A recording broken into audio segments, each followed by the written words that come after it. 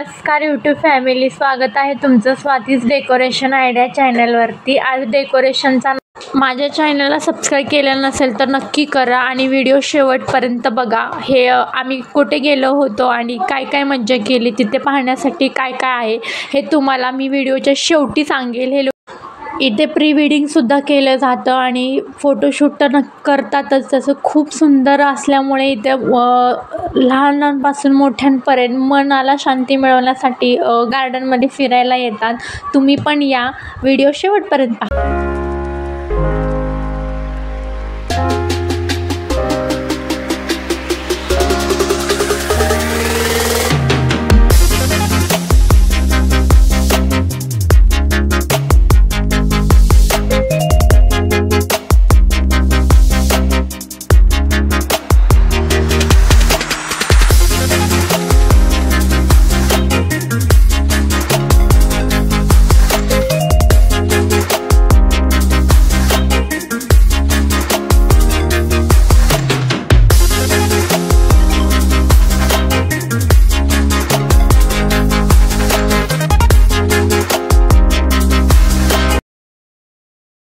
ही माझी छोटी बहीण आहे आणि तिथं गार्डनमध्ये खेळण्यासाठी खूप काय आहे। ती घसरगुंडी खेळत होती आणि तिला खूप छान वाटत होतं। लहान मुलांसोबत खेळताना आपणही लहान होऊन जातो आणि आपलं बालपण पुन्हा एकदा अनुभवत असतो।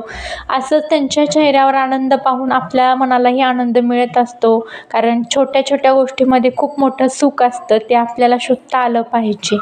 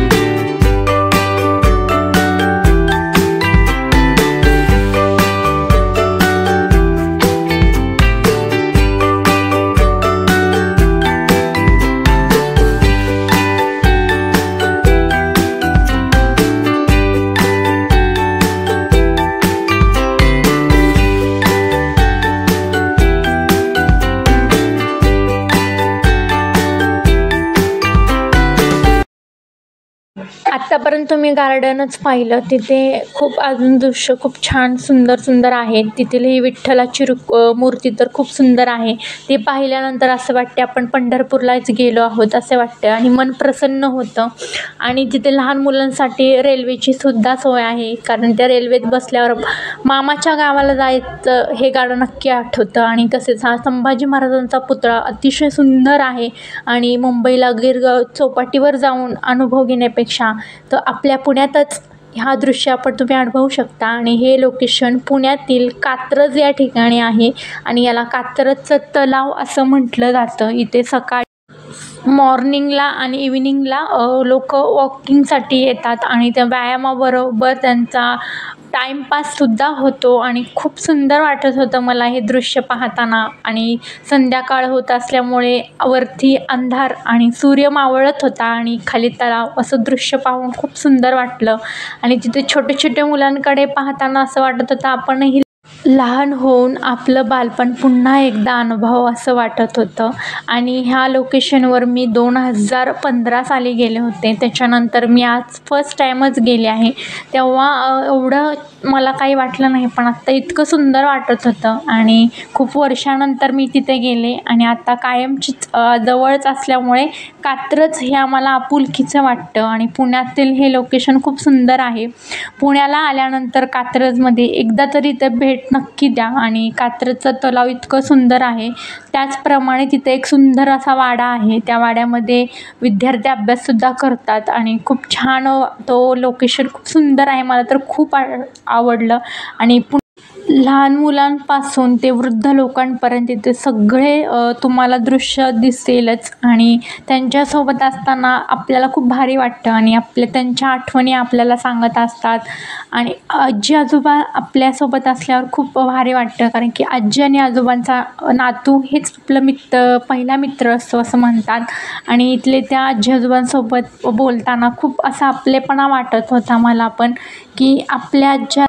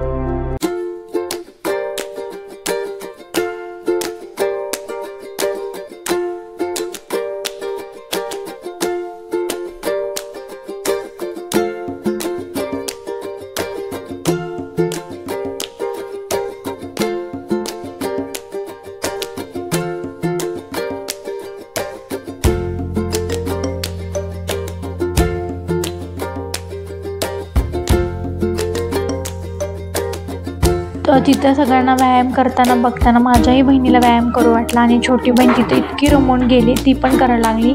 असे नवनवीन व्हिडिओ पाहण्यासाठी सबस्क्राईब करा आणि माझ्या चॅनलला लाईक करा. बाय, भेटूया नेक्स्ट व्हिडिओमध्ये.